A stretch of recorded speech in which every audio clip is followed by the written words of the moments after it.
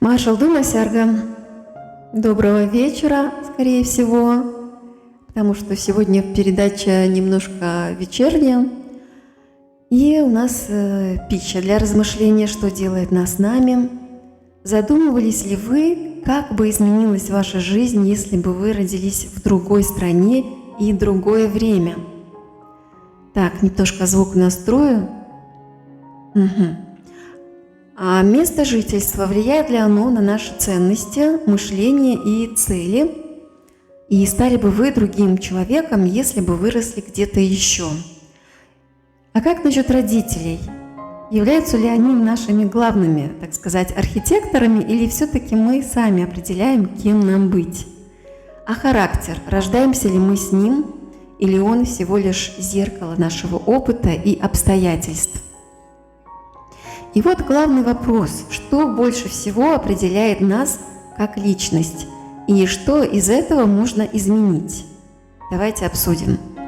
Как думаете, кто или что сделало вас такими, какие вы есть сейчас?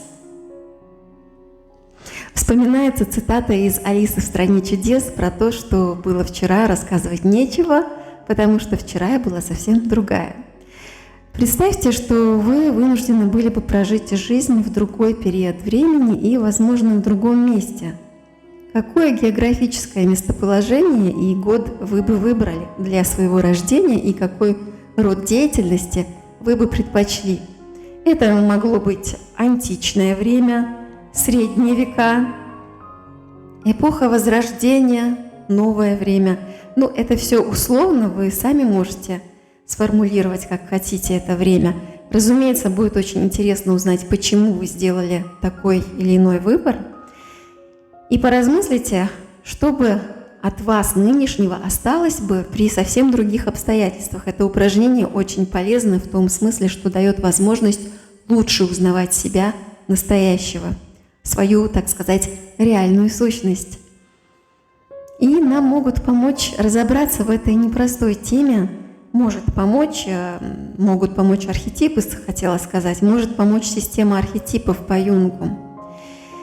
И пусть вас не пугает это научное определение, потому что все можно объяснить гораздо проще. Именно это мы сегодня и сделаем.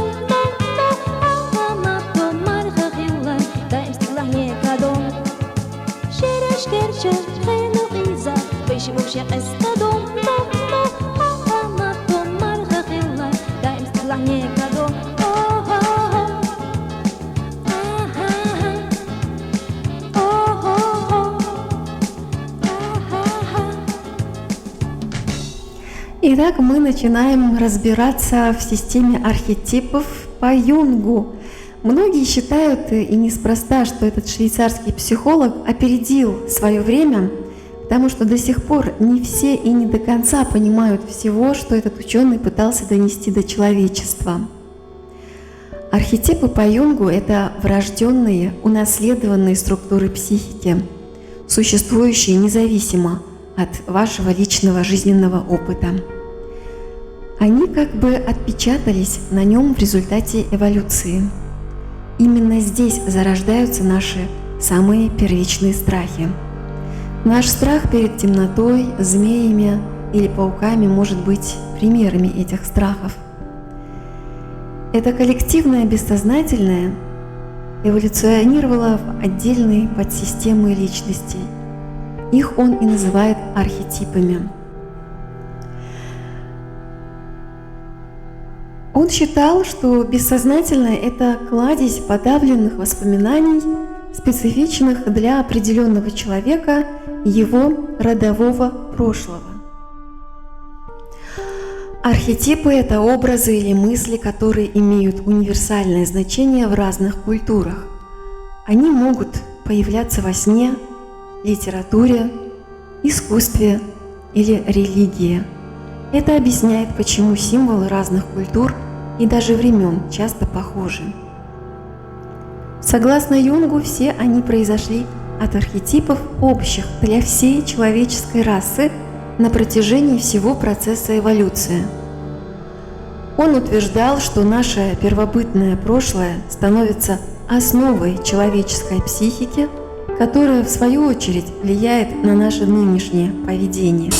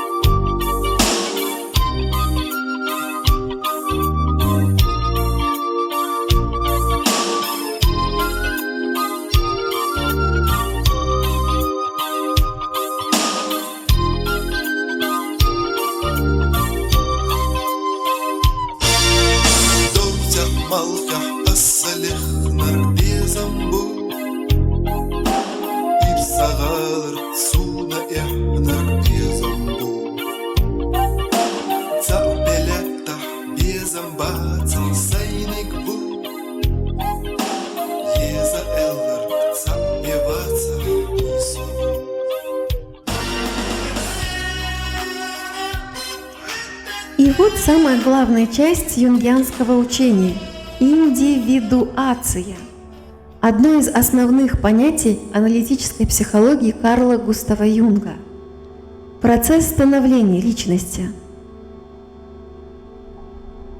Это реализация своего «я», которая дает ощущение единства в нашем опыте и внутреннем мире. Конечная цель каждого человека на планете – достичь состояния себя настоящего, как части всего мира, Вселенной, божественной энергии. В этом состоянии человек понимает предназначение всего и себя в этом мире. Процесс индивидуации развивается по единой модели. Он делится на две независимые, контрастные и дополняющие друг друга части, которые совпадают с первой и второй половинами жизни человека.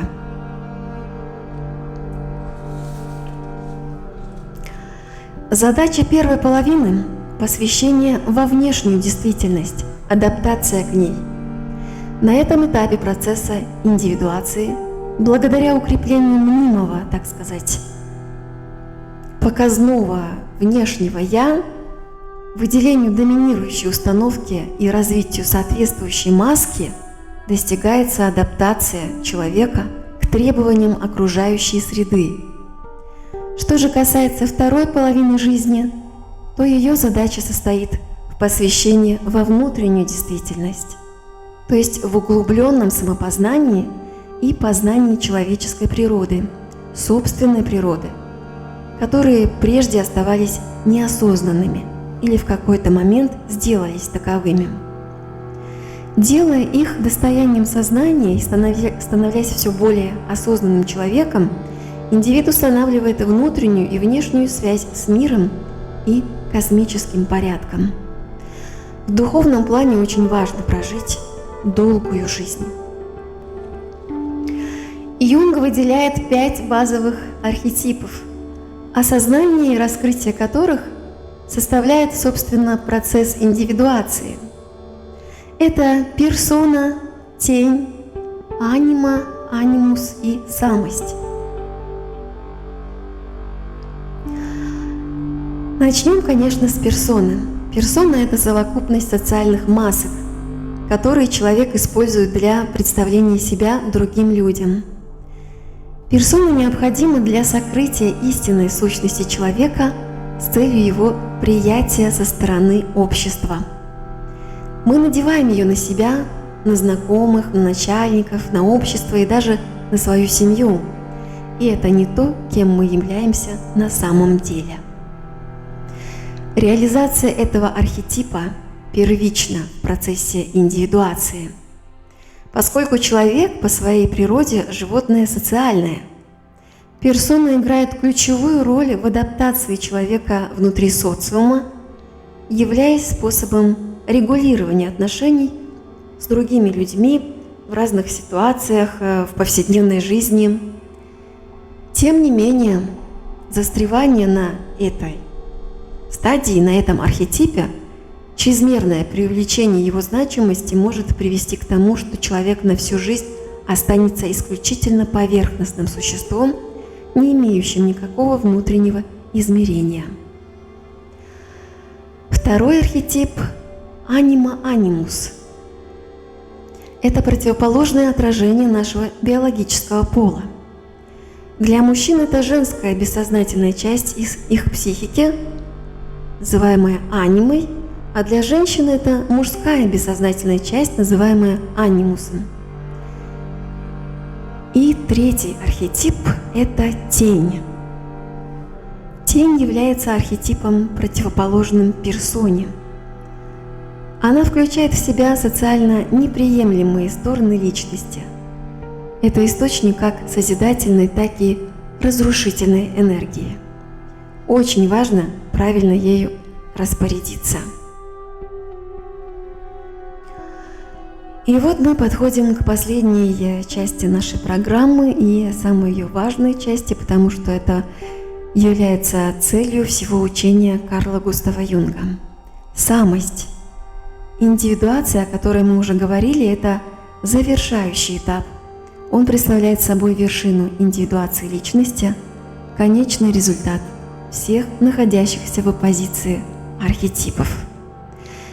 В самости их противопоставление, их противостояние снимается и образует гармоничное единство. Поэтому самость – это архетип целостности. Образно говоря, это центр личности, вокруг которого организуются все остальные ее аспекты. Самость – это подлинное «я» человека, его истинная сущность. Достижение самости конечная цель индивидуации и, соответственно, смысл человеческой жизни по Юнгу. Такой духовный путь предлагался не одним Юнгом, то есть не только наукой. Во всех духовных системах разных народов также применяется аналогичная модель, но то, что такой ученый, как Юнг, это подтверждает, дает этому пути научное преимущество и твердую основу. Понятно, что прохождение всех ступеней на практике – дело более сложное, чем простое их описание, и гармонизация всех частей личности – это длительная, стабильная балансировка. Удерживание собранных аспектов души, состояний целостности. Поэтому реалист Юнг считал, что подлинного равновесия достичь для многих людей почти невозможно, а если возможно, то не раньше среднего возраста, поскольку интеграция архетипов требует большого жизненного опыта. У разных мудрецов, духовных мастеров я читала о важности для человеческой души дожить до глубокой старости. Это дает душе бесценную возможность ее полной реализации и познания божественного на собственном опыте. Поэтому живите долго, осознанно, и пусть ваши годы будут бесценным духовным опытом для вас в нашей непостижимой, чудесной реальности под названием «Жизнь». Если вам есть чем поделиться по поводу своего душевного опыта, переживаний, пишите письма. Хотите без подписи, всегда буду рада их зачитать. Адрес вы знаете: radioterza@gmail.com. Adikeu Masera Marshwa.